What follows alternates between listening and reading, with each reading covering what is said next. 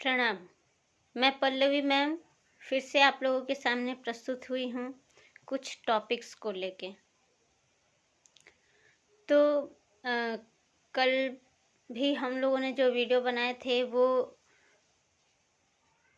जो हमारे current affairs के ऊपर थे, और आज का भी ये मेरा वीडियो है वो करेंट अफेयर्स के ऊपर ही है, क्योंकि मैं ये वीडियो इसलिए ले आ रही हूँ, मैं अपने विषय से संबंधित भी वीडियो लेके आऊँगी और करेंट अफेयर से संबंधित भी वीडियो लेके आऊँगी, क्योंकि आप लोग जान ही रहे हैं कि आजकल जो भी कम्पिटिटिव एग्ज़ाम हो रहे हैं, चाहे वो सब्जेक्ट बेसिक ही क्यों ना हो, उसमें फर्स्ट पेपर को कॉमन बना दिया जाता है। और इन कॉमन क्वेश्चन में जो कॉमन क्वेश्चन होते हैं उसमें जो करेंट अफेयर्स के क्वेश्चंस होते हैं वो बहुत महत्वपूर्ण मायने रखते हैं, और इसकी तैयारी हम लोग एक दिन में नहीं कर सकते। इसकी तैयारी हम तभी कर सकते हैं कि रोज़ के रोज़ जो भी बदलाव हो रहे हैं हम उन पे नज़र रखें। इसीलिए मैं ये लेके आ रही हूँ। मैं सब्जेक्ट के भी वीडियोस लेकर आऊँगी, लेकिन पहले हम लोग इसको देख लेते हैं। तो जो भारत सरकार के पर्यटन विभाग की एक योजना है स्वदेश दर्शन 2.0, तो इस योजना के अंतर्गत जो भी देश के 57 पर्यटन स्थल है उसमें गया और नालंदा को भी जोड़ दिया गया है। आप जैसे कि आप लोग जानते हैं कि भारत की जीडीपी यानी सकल घरेलू उत्पाद में पर्यटन की हिस्सेदारी बढ़ाने के लिए सरकार प्रयासरत है, और इसी कड़ी में स्वदेश दर्शन 2.0 के तहत 32 शहरों के 57 पर्यटन स्थलों का चयन किया गया है, जिसमें कि गया और नालंदा का भी चयन किया गया है। तो इन जो चयनित ये पर्यटन स्थल है, इन जगहों पे सरकार की ये योजना है कि यहाँ पे पर्याप्त मात्रा में जो है अंतर्राष्ट्रीय सुविधाएं बढ़ाई जाएं, विकसित की जाएं, और इसके लिए सबसे पहले पर्यटन स्थलों का केंद्रीय पर्यटन विशेषज्ञ राज्य पर्यटन विभाग के सहयोग से अध्ययन करेंगे, और उसके बाद इन स्थानों को टूरिज्म फ्रेंडली बनाने के लिए जो भी आवश्यक चीज़ें हैं वो वहाँ पे विकसित की जाएंगी।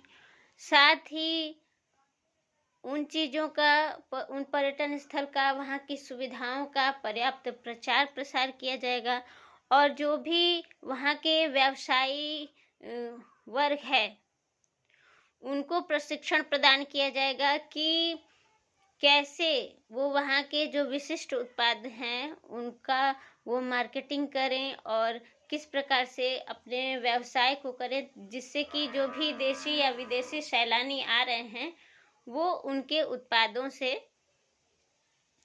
आकर्षित हों और उनकी उपयोगिता को समझें, और वहाँ का व्यावसायिक उत्पादनों का प्रचार प्रसार या व्यवसाय का विस्तार हो सके। एक भारतीय मूल के वकील हैं गिरिधरन शिवारमन। ये भारत के लिए बहुत ही गर्व की बात है कि भारतीय मूल के जाने माने वकील जो हैं गिरिधरन शिवारमन को ऑस्ट्रेलियाई मानवाधिकार का नया नस्ल भेदभाव आयुक्त नियुक्त किया गया है। अब इनकी ये जिम्मेदारी होगी कि ऑस्ट्रेलिया में हो रहे नस्लीय भेदभाव,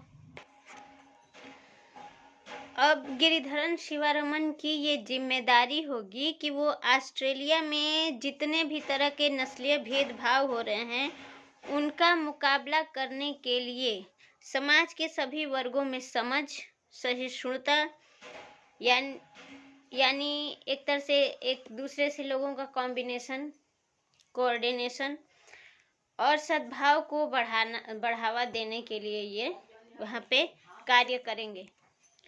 हमारा अगला टॉपिक ये है कि अधीनस्थ सेवा चयन आयोग द्वारा जेई के 145 पदों पर भर्ती निकली है। तो जो भी जेई के लिए जो लोग ट्राई कर रहे हैं वो अधीनस्थ सेवा चयन आयोग की जो ऑफिशियल वेबसाइट है वहाँ पे जाएं, सर्च करें और इसकी डिटेल्स को देख सकते हैं। एक चीज और है जो अभी इस समय लाइमलाइट में है, वो है समान नागरिक संहिता। तो भारतीय संविधान के अनुच्छेद 44 में समान नागरिक संहिता की जो उल्लेख है वो स्पष्ट रूप से किया गया है। और वैसे तो गोवा देश का पहला राज्य है जहां पुर्तगालियों द्वारा लागू की गई समान नागरिक संहिता अभी भी चल रही है, पर उत्तराखंड में भी समान नागरिक संहिता यानी यूसीसी संबंधित विधेयक जो है विधानसभा में पेश करके इतिहास रच दिया गया है उत्तराखंड सरकार द्वारा। तो उत्तराखंड आज़ादी के बाद यानी गोवा में जो आचार संहिता लागू हुई थी वो आज़ादी से पहले पुर्तगालियों द्वारा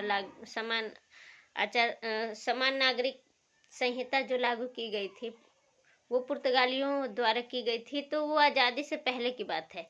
लेकिन आज़ादी के बाद उत्तराखंड एक ऐसा पहला भारतीय राज्य है जहाँ पे स्वयं भारतीय विधायिका द्वारा समान नागरिक संहिता लागू करने जा रही है।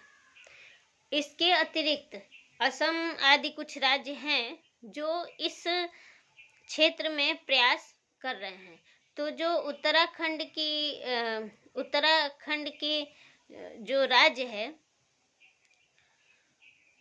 वो विधानसभा में इन्होंने यह बिल जो है प्रस्तुत किया 6 फरवरी 2024 को, और बड़े ही ये सुखद बात है कि बिना किसी विरोध के इसको स्वीकार कर लिया गया। तो यूसीसी यानी समान नागरिक संहिता ये क्यों जरूरी थी, इस पे भी थोड़ी चर्चा कर ली जाए। तो समान नागरिक संहिता क्यों जरूरी है, इस पे चर्चा हम करते समय निम्न बिंदुओं को पर हम ये दे सकते हैं ध्यान कि जब भारत में गणतंत्र स्थापित हुआ, हमारा संविधान लागू हुआ, हमारा देश आज़ाद हुआ, उस समय तो बहुत से नियम कानून लागू हुए और उस समय जो समान नागरिक संहिता थी उस समय समान नागरिक संहिता को ये कहते हुए थोड़ी देर के लिए रोक दिया गया लागू करने से कि अभी अभी जो है देश का बंटवारा हुआ है और यह समय जो है समान नागरिक संहिता लाने के लिए उचित नहीं है। तो इसे उचित समय पर चर्चा करके लाया जाए। और उस समय क्या किया गया कि इस मुद्दे को नीति निर्देशक तत्वों में रख दिया गया। साथ ही केंद्र और राज्य सरकारों को यह अधिकार दिया गया कि समय आने पर उपयुक्त समय पर इस पर कानून वो बना सकेंगे। इसी के तहत 1973 के बाद अनेक विषयों में हाई कोर्ट ने कई उच्च मामलों में यह टिप्पणी की कि समान नागरिक संहिता इस देश के लिए आवश्यक है और इसे जल्द लाया जाना चाहिए। पर्सनल सिविल लॉ में महिलाओं और पुरुषों में बहुत बड़ी असमानता है और इसे महिला अधिकारियों का हनन होता है। अतः इसे ध्यान में रखते हुए समान नागरिक संहिता का आना बहुत ही जरूरी माना जा रहा था। यानी अन्य मतलब जो हमारे संविधान है उसमें धर्म, जाति के आधार पे, लिंग के आधार पे हर तरह से समानता की बात की गई है, ऐसा नहीं है कि नहीं किया गया है। फिर भी महिलाओं को वो स्थिति समाज में प्राप्त नहीं होती है जो पुरुषों को प्राप्त होती है। तो इसके लिए बहुत ज़रूरी था कि समान नागरिक संहिता को लागू किया जाए। इसके बहुत से फायदे भविष्य में देखने को मिलेंगे अगर सभी राज्य अपने अपने स्तर पर अपने अपने राज्यों में समान नागरिक संहिता लागू करते हैं, तो ये बहुत ही अच्छी बात होगी। अब हम बात करते हैं कि ये जो उत्तराखंड सरकार समान नागरिक संहिता ला रही है, तो क्या वो अपने अकेले सरकार अपने दम पे ला रही है? तो जी नहीं, ऐसा नहीं है।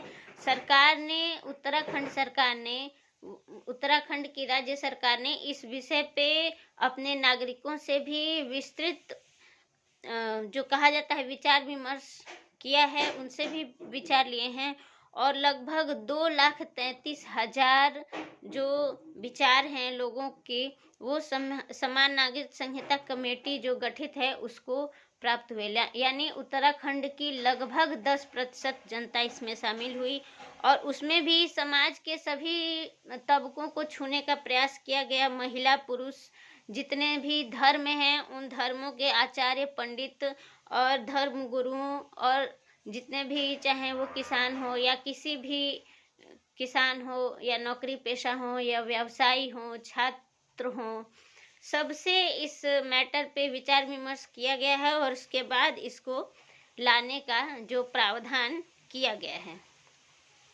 इसके साथ ही अब ये बहुत से लोगों के मन में ये उठ रहा होगा सवाल कि क्या सिर्फ भारत में ही ये लागू हो रहा है? तो जी नहीं, भारत के अलावा बहुत से अन्य देश हैं। भारत में तो 2 राज्य, एक गोवा हुआ, एक उत्तराखंड, जहाँ पे समान नागरिक संहिता लागू होगी। लेकिन अन्य देश भी हैं, जैसे बांग्लादेश है, इंडोनेशिया है, अजरबैजान है, जर्मनी है, अमेरिका है, कनाडा है। इसके अतिरिक्त बहुत से ऐसे देश हैं जहाँ पे समान नागरिक संहिता लागू है, और वो एक मतलब अपने नागरिकों को एक जैसा मानते हैं और उन्हें समान अवसर हर क्षेत्र में देते हैं। और समान नागरिक संहिता लागू होने से इन देशों में आज तक कोई शिकायत वाली सिचुएशन पैदा नहीं हुई है। अब आते हैं एक अन्य टॉपिक जो बच्चों से संबंधित है, उस पे मैं आऊँगी कि एक शोध हुआ है और इससे जानकारी मिली है कि डराने, धमकाने या बुलिंग मतलब ऐसी सिचुएशन जैसे कोई बच्चा विद्यालय में जाता है और विद्यालय में जो किशोर हैं या बालक बालिकाएं, बाल्यावस्था को गैंग एज भी कहा जाता है। तो इस एज में क्या होता है कि बच्चे एक समूह बना लेते हैं और किसी एक बच्चे को टारगेट करते हैं, उन्हें चिढ़ाते हैं या उन्हें परेशान करते हैं। तो ऐसी स्थिति को बुलिंग कहा जाता है। और डराना धमकाना तो आप लोग जानते ही हैं। तो ये जो बच्चों को डराने धमकाने से या बच्चों की अगर बुलिंग की जा रही है, तो बच्चों के ऊपर एक बहुत बुरा प्रभाव पड़ता है। जो डरे हुए बच्चे होते हैं या सहमे हुए बच्चे होते हैं, उनके मस्तिष्क में यानी दिमाग में न्यूरोट्रांसमीटर ग्लूटामेट नाम का एक रसायन होता है। इसका स्तर जो होता है वो बहुत ही कम हो जाता है। और न्यूरोट्रांसमीटर ग्लूटामेट का जो संबंध होता है व्यक्ति के, बच्चों के या किशोरों के भाव या मूड के साथ होता है, और मस्तिष्क की कई क्रियाओं को यह नियंत्रित करता है। तो अगर ऐसी सिचुएशन से कोई गुजर रहा है और उसके मस्तिष्क में न्यूरोट्रांसमीटर ग्लूटामेट का स्तर कम हो रहा है, तो इसके उनके मानसिक स्वास्थ्य पे बहुत ही बुरा असर पड़ता है। तो आप ये देखिए कि कहीं आप आवश्यकता से अधिक अपने बच्चे पे दबाव तो नहीं बना के रखते हैं, उन्हें डरा धमका के तो नहीं रखते हैं, या किसी अन्य व्यक्ति के द्वारा, पड़ोसी के द्वारा या विद्यालय में आपके बच्चों को अनावश्यक रूप से डराया धमकाया तो नहीं जा रहा है। इस पे आप लोग ध्यान रखें अपने बच्चों का। अब हमारे वास्तु टिप्स का समय है। तो आज भी चूँकि एग्ज़ाम के समय नज़दीक आ रहा है, तो मैं आज भी विद्यार्थियों के लिए ही कुछ टिप्स लेके आई हूँ।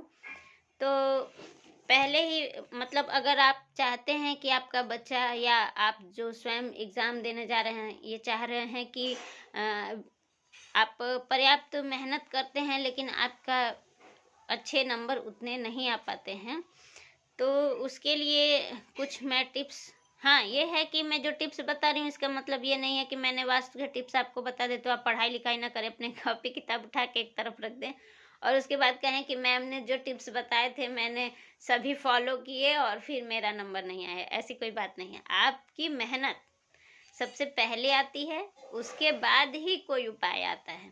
तो सबसे पहले तो आप दिल लगा के मेहनत करें, अपनी पढ़ाई का अभ्यास करें। जैसा कि मैंने बताया था, प्रतिबद्धता होनी बहुत ज़रूरी है और एक दिन में कोई सफलता प्राप्त नहीं होती है। इसके लिए कोई भी सफलता आपका निरंतर प्रयास और समय मांगती है। और उसके साथ ही अगर कुछ हम लोग टिप्स आजमा लें तो सोने पे सुहागा। तो जहाँ भी बच्चे पढ़ रहे हैं, जो जिस टेबल पे बैठ के वो पढ़ रहे हैं, ये टिप्स है, तो वो उस मेज को बिखरा हुआ बिल्कुल ना छोड़ें, उसको व्यवस्थित रखें और साफ सुथरा रखें। बहुत से बच्चों की आदत होती है कि पढ़ते हैं और पढ़ते पढ़ते कॉपी किताब वैसे ही खुला छोड़ के चले जाते हैं, तो ऐसा नहीं करना चाहिए। कॉपी किताब आप प्रॉपर बंद करके, और अगर हटना है तो हटिए। अपने मेज को हमेशा व्यवस्थित रखिए।